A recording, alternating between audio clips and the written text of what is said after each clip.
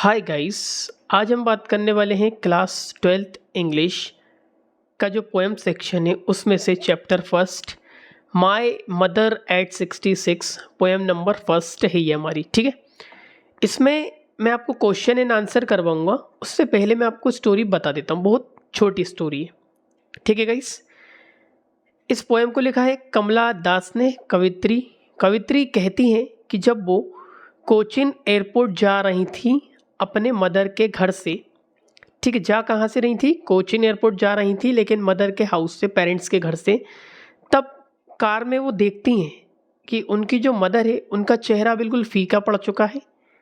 ठीक है, उनका जो चेहरा है बिल्कुल एक डेड बॉडी की तरह हो चुका है। ठीक है, हल्की सी वो झपकी ले रही हैं। ठीक है, उनकी नींद लग चुकी है, चेहरा बिल्कुल फीका पड़ चुका है, एक जैसे मृत शरीर का पड़ने लगता है। ठीक है, तो कवित्री ये चीज़ देखती हैं और उनके अंदर ये डर आता है, जिस तरह से एक बच्चे को डर आता है अपनी माँ को खोने का बचपन में, उस तरह का कवित्री के अंदर ये डर आता है। उनका चेहरा बिल्कुल ओपन होता है, माउथ ओपन होता है, हल्की सी नींद लग गई होती है।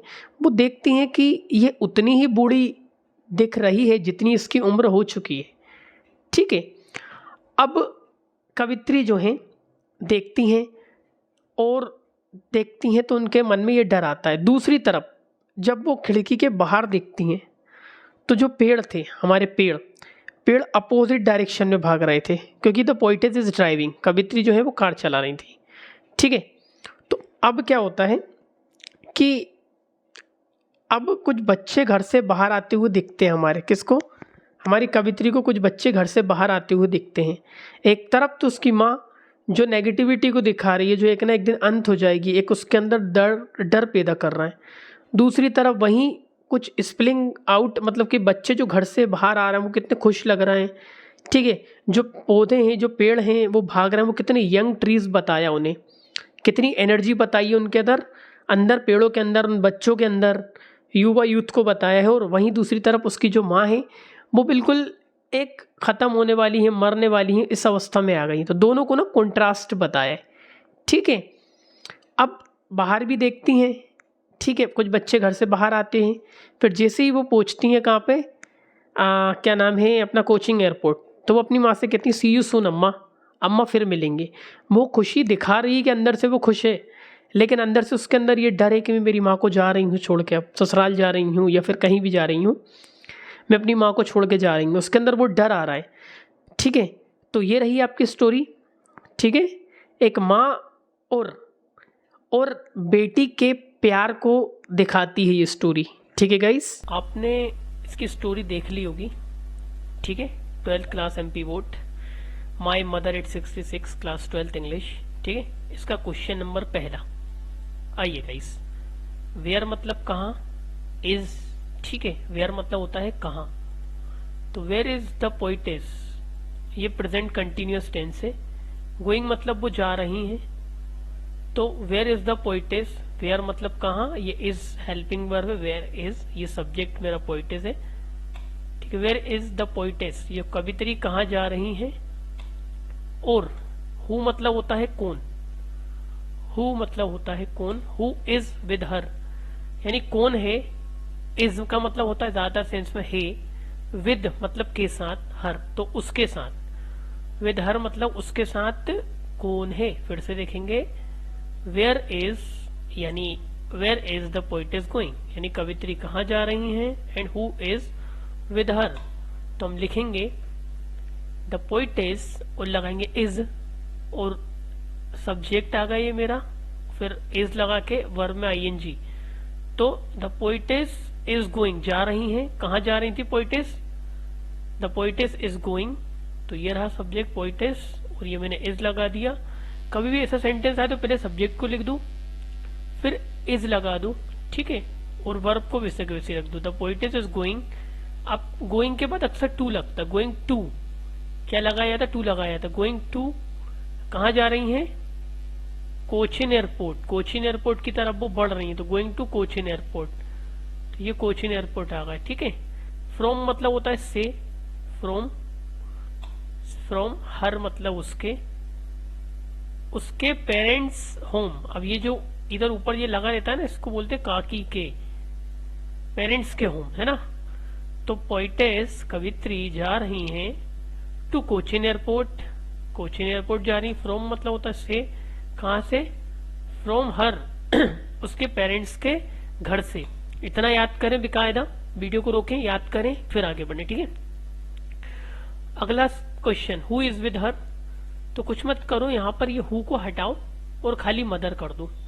हर मदर, ये हर मदर, और बाकी पूरा क्वेश्चन ऐसा कैसे ही, ये पूरा क्वेश्चन ऐसे कैसे कर दो, ये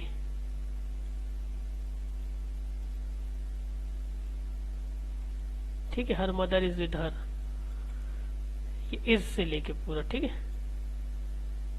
ये खाली आपको हर मदर ऐड करना है। क्या ऐड करना, हर मदर। इतना याद हो गया होगा।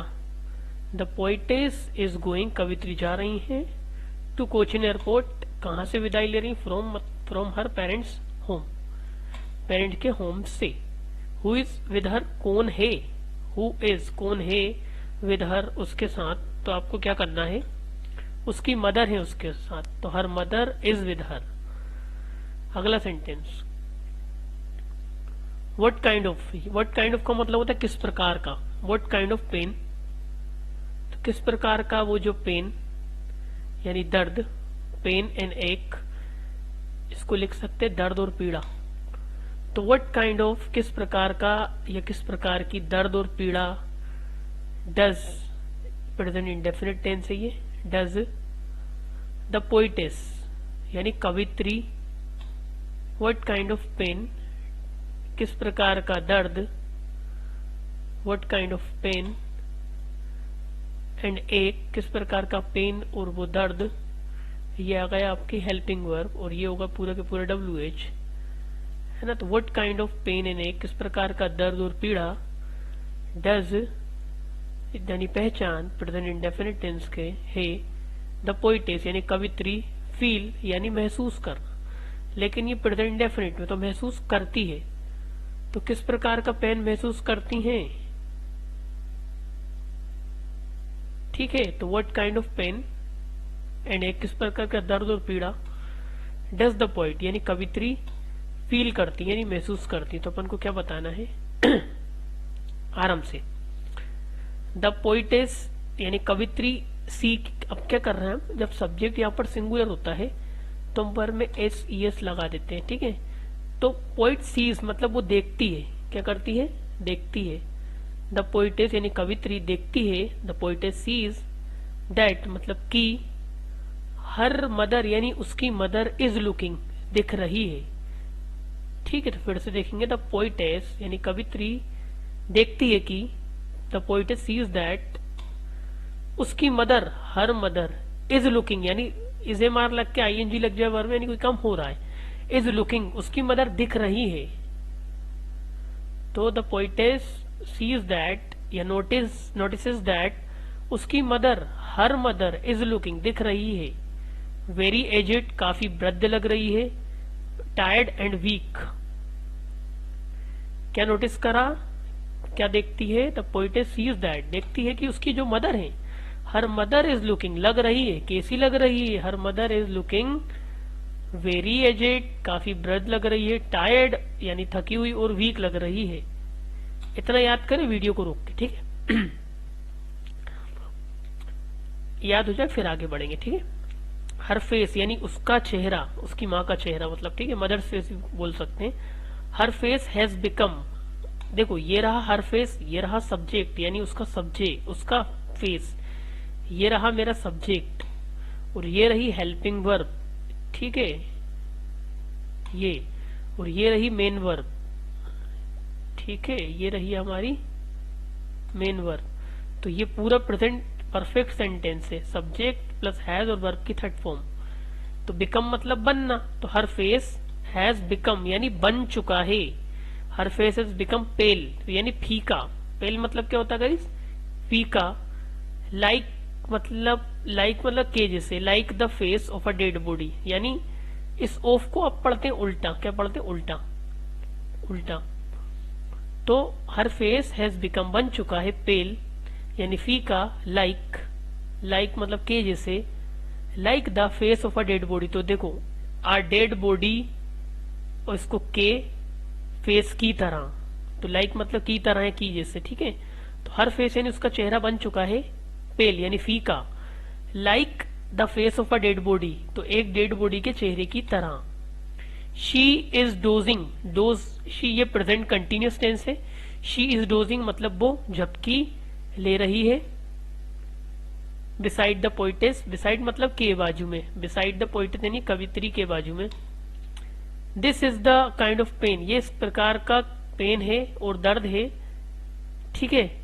The poetess feel, this is the pain and ache that the poet feels, ऐसा कर सकते हैं, ठीक है। This is the pain and ache, यही वो दर्द और पीड़ा है, ठीक है। इसको दैट लगा दो तो अच्छा रहेगा, चलो ठीक है।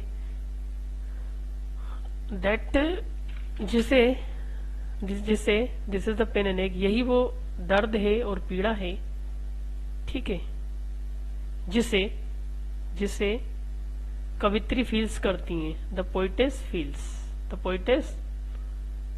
फील्स यानी वो महसूस करती हैं, ठीक है। तो देखेंगे कि वो देखती है क्या, मतलब क्या दर्द और पीड़ा है। तब पोइटेस देखती है कि उसकी मदर जो है टायर्ड दिख रही, वीक दिख रही हैं, उनका चेहरा डेड बॉडी की तरह बन चुका है, ठीक है ना। और वो झपकी ले रही हैं, यही दर्द और पीड़ा है जो पोइट महसूस करती है, ठीक है। आपको करना क्या है, ये जो लाइन है ना, द पोइटेस फील्स, इसमें एस लगा देना, ठीक है। चलो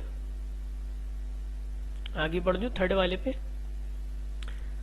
वाई मतलब क्यों, हैज मतलब हेल्पिंग वर्ब, तो why has the mother been compared. ये देखो प्रेजेंट परफेक्ट का पैसिव है क्योंकि इसके अंदर ना बीन लग रहा है और हैज भी आ रहा है। तो WH का स्ट्रक्चर पता है क्या होता है, WH आता है, फिर ऑब्जेक्ट आएगा या सब्जेक्ट आएगा, फिर बीन आ जाएगा, फिर, ठीक है।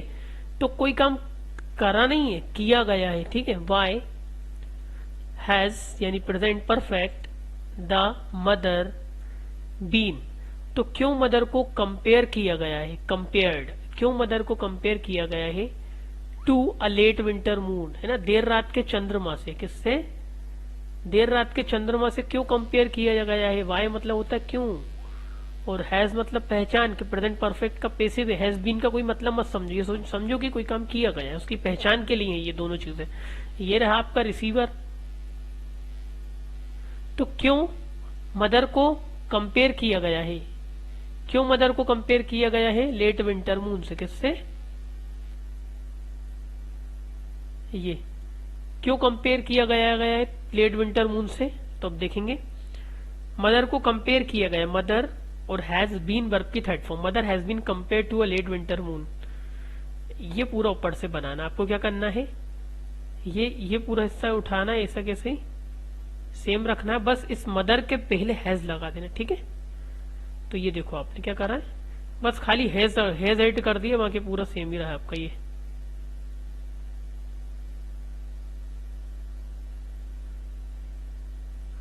खाली हैज ऐड कर देना आपको, ठीक है, मदर हैज से। तो mother has been compared to late winter moon because मतलब क्योंकि, बिकॉज मतलब हमारा हो गया कि क्योंकि, इसलिए कंपेयर किया गया है क्योंकि the late winter moon is calm, जो लेट विंटर मून है इज यानी है, काम शांत है, फीका है और डिम है, कम लाइट वाला है ना, डिम है। इतना याद करें, mother has been compare to late winter moon because क्योंकि द लेट विंटर इज, क्योंकि जो लेट विंटर है वो क्या है, काम है, डिम है, पेल है,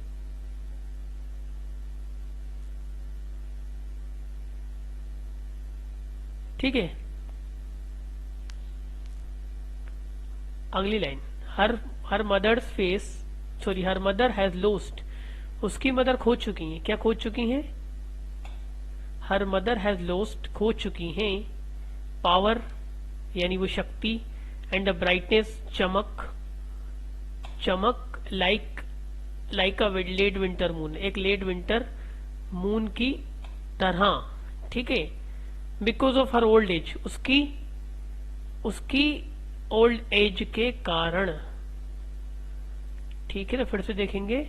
कंपेयर किया गया है, the mother has been compare to late winters moon because, क्योंकि लेट विंटर मून है, काम होता है, डिम होता है और पेल होता है।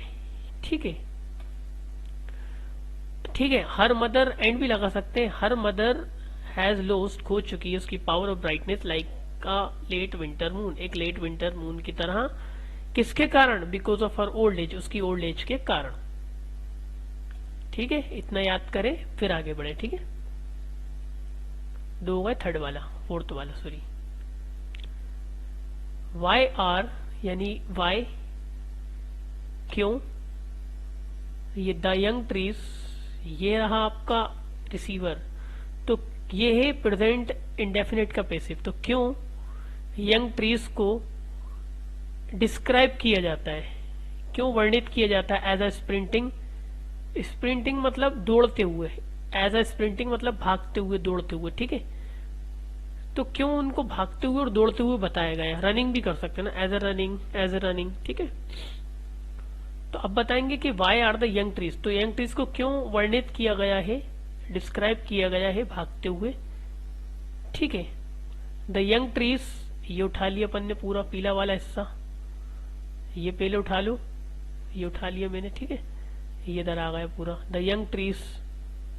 अब इस आर को आगे कर लो, young trees are,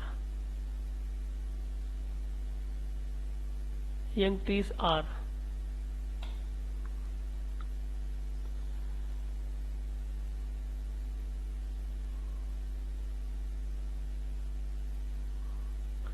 young trees are described as a sprinting, यहाँ की पूरा सेम रख दो।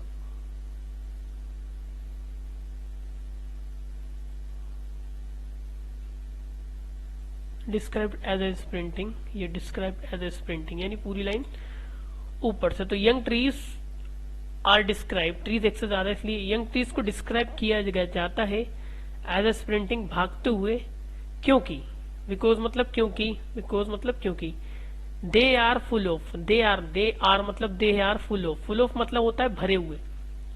फुल ऑफ मतलब क्या होता है गाइस? फुल ऑफ मतलब होता है भरे हुए।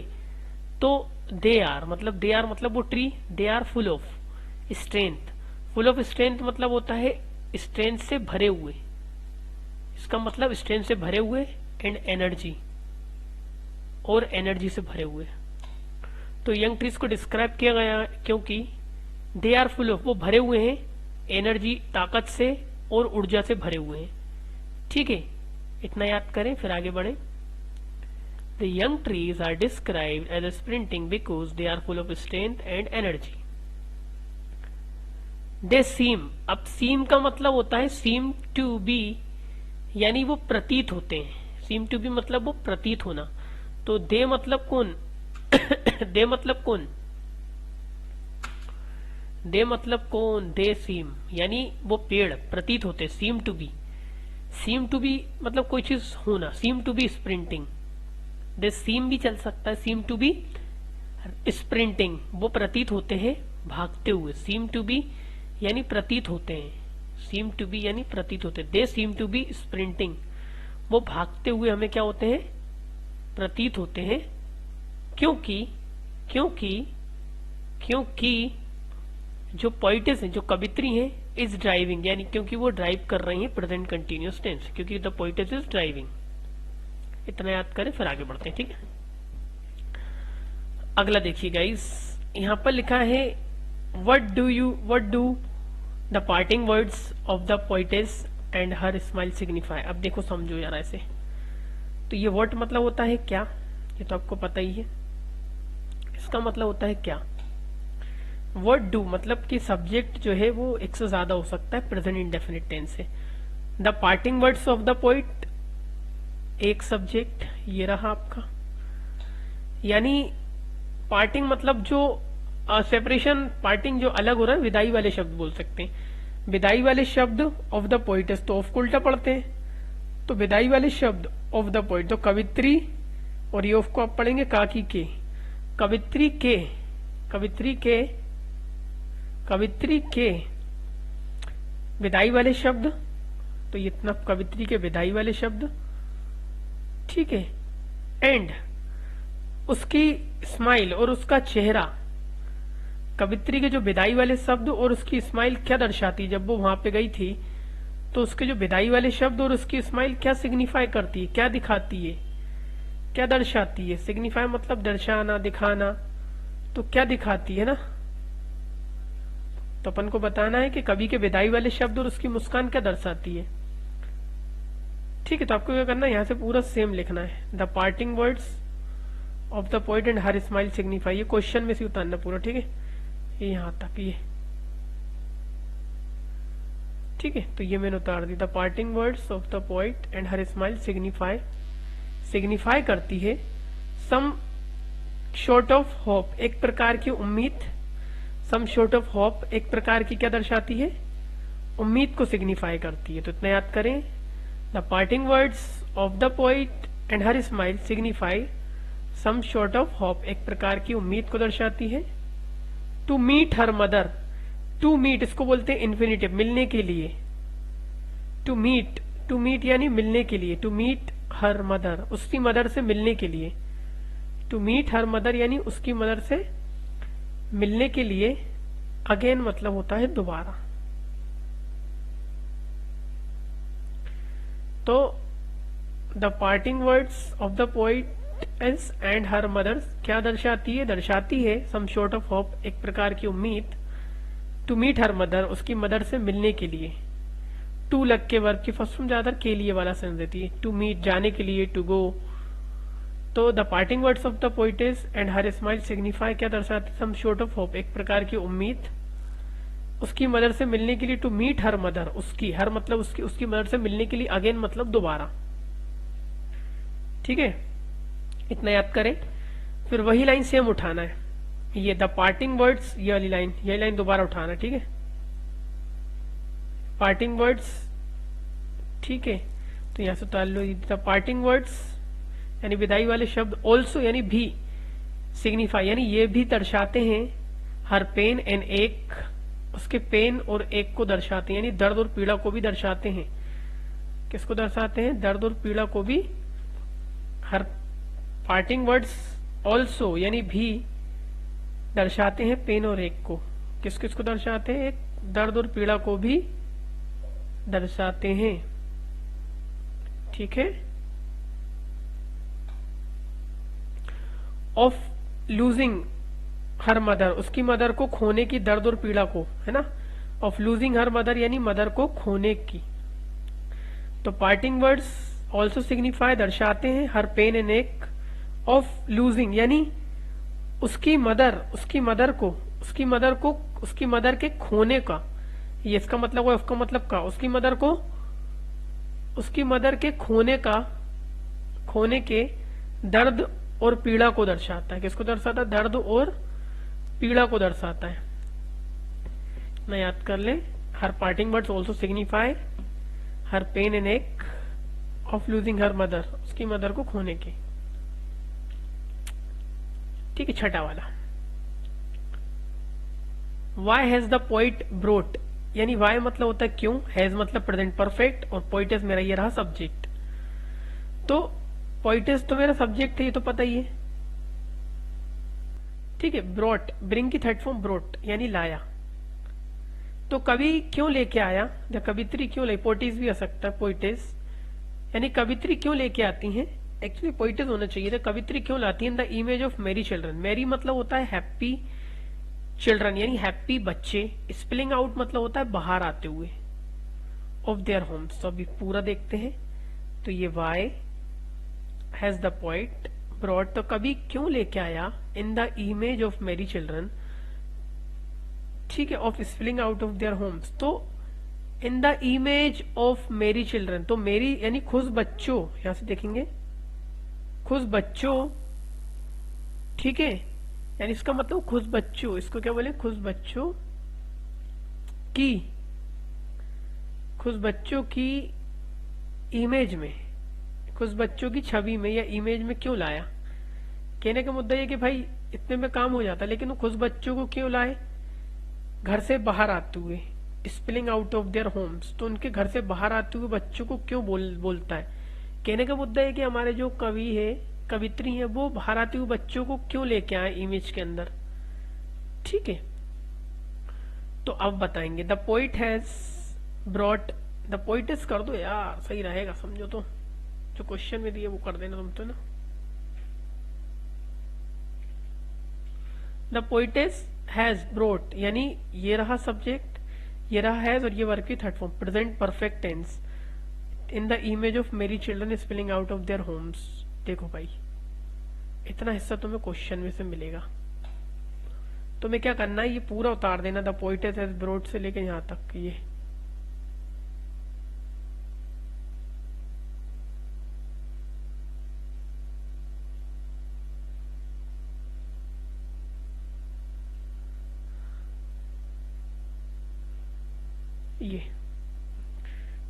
यहां से ये जो दिख रहा था हिस्सा, ये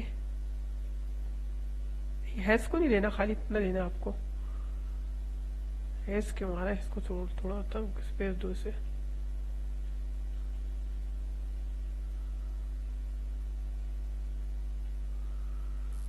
रुको, ये लाइन पूरी तुम उतार देना, पोइटेस हैज ब्रॉट, है ना। अब तुम्हें करना क्या है, ये देखो, ये जो क्वेश्चन में से उतारना, ये दा है ना, द पोइटेस है ना, ये इसके पे बाद तुम्हें खाली कुछ नहीं करना, खाली तुम्हें क्या करना है, ये जो पोइटेस को ऐसा रखो, एक मिनट, ये खाली हैज लगा दो, क्या कर दो, हैज लगा दो बस खाली। ये मैंने नीचे लिख दिया, द पोइटेस हैज, खाली अपन ने हैज ऐड कर दी, बाकी पूरा क्वेश्चन उतार दिया।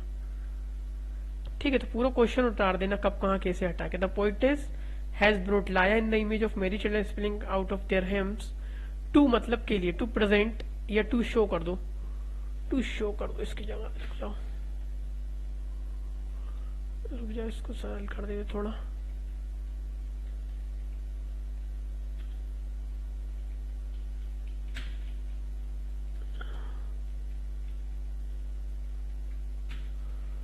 टू शो अ कॉन्ट्रास्ट, ऐसा कर लो, है ना। तो लाया टू शो यानी दिखाने के लिए, क्या दिखाने के लिए, या कॉन्ट्रास्ट, है ना, कॉन्ट्रास्ट को दिखाने के लिए वो लेकर आया। अभी थोड़ी देर पहले ये किस तरह नजर आ रहा था, ये आपको ऐसा नजर आ रहा था, है ना। टू शो अ कॉन्ट्रास्ट, ये कॉन्ट्रास्ट दिखाने के लिए, ठीक है। ऑन द वन हैंड, एक तरफ ये एक्स्ट्रा पार्ट है सेंटेंस का, एक तरफ मेरी चिल्ड्रन यानी खुद बच्चे, रिप्रेजेंट दिखाते हैं, दर्शाते हैं, जॉय को, आनंद को, किसको दिखाते हैं, जॉय को और आनंद को दिखाते हैं। ठीक है, वाइल जबकि, वाइल मतलब होगा मेरा ये, जबकि कोमा हटा दो, वाइल जबकि, वाइल मतलब होगा मेरा जबकि, ऑन द अदर हैंड यानी दूसरी side, on the other hand मतलब दूसरी साइड, उसकी मदर का चेहरा, इसका मतलब क्या जाएगा, उसकी मदर का चेहरा, उसकी मदर का चेहरा है कि इसलिए से लगा देंगे, रिप्रेजेंट करता है, दिखाता है सोरो को, किसको दिखाता है, उसकी मदर का चेहरा, उसकी मदर का चेहरा रिप्रेजेंट करता है, दिखाता है किसको, सोरो, इसकी जगह सैडनेस भी कर सकते हैं, दुख को दिखाता है।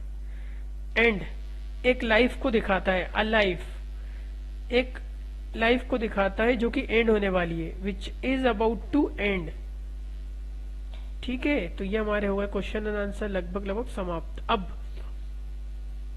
एक क्वेश्चन ऐसा आता है कि what is the central idea of my mother eight 66, और आता है राइट द समरी। तो मैंने क्या करा, दोनों क्वेश्चन का एक ही आंसर बना दिया। ठीक है, आपको क्या करना है, इतना याद करना, माय मदर, इस पोएम का नाम लिखेंगे, ठीक है, और ये लाइन सभी के सेंट्रल आइडिया में चलेगी, माय मदर एट 66, यानी उस पोएम का नाम लिखते हैं यहाँ पे, और यहाँ लगाना इज कंपोज्ड बाय, क्या लगाना, कंपोज्ड बाय, और जो भी उसके राइटर होंगे बाय कमला दास ने लिखा है ये, तो बाय कमला दास। ठीक है, अब आपको क्या करना है, जो पहला वाला आंसर है वो यहाँ पेस्ट कर देना, ये पहला वाला आंसर, जो पहला वाला आंसर था हमारा, देखो बता रहा हूं, एक मिनट, ये पहला वाला आंसर कहाँ है हमारा, ये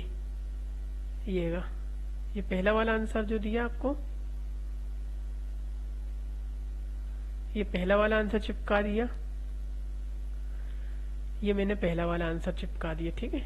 ये फिर आपको चिपकाना है कौन सा, दूसरा वाला आंसर। आओ जरा दूसरे वाले आंसर पे, ये है दूसरा, द पोइटेस सीज दैट, ये दूसरा वाला आंसर। तो आपको क्या यहाँ पर ये समरी के अंदर दूसरा वाला आंसर चिपकाने है, ये है दूसरा वाला आंसर, ठीक है। ठीक है, अब आपको क्या करना है, जो छठा वाला आंसर है उसका आगे का हिस्सा लेना है, ठीक है। तो छठा वाला आंसर कहाँ है, देखो ये छठा वाला आंसर कहाँ है, छठा वाला आंसर देखो, वन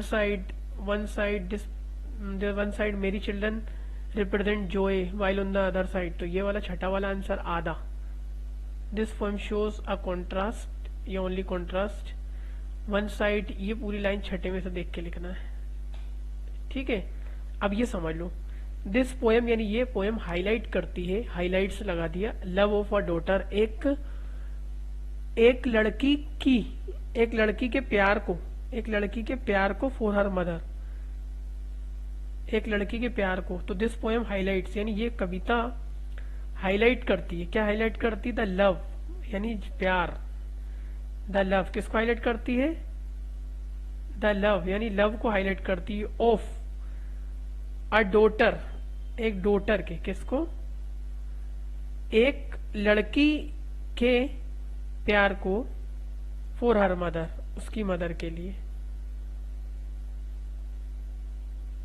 उसकी मदर के लिए। एंड और ये हमें सिखाती है, इट टीचेस अस, ये हमें सिखाती है, क्या सिखाती है, टू वैल्यू करना आर पेरेंट्स, हमारे पेरेंट्स की वैल्यू करना, ठीक है। हमारे पेरेंट्स क्या सिखाती है, हमारे पेरेंट्स की वैल्यू करना,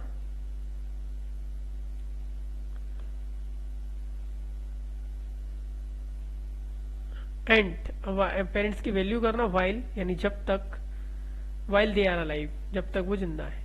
आई होप गाइस ये समझ में आया होगा आपको। पहले इसकी स्टोरी देख लेना, ठीक है।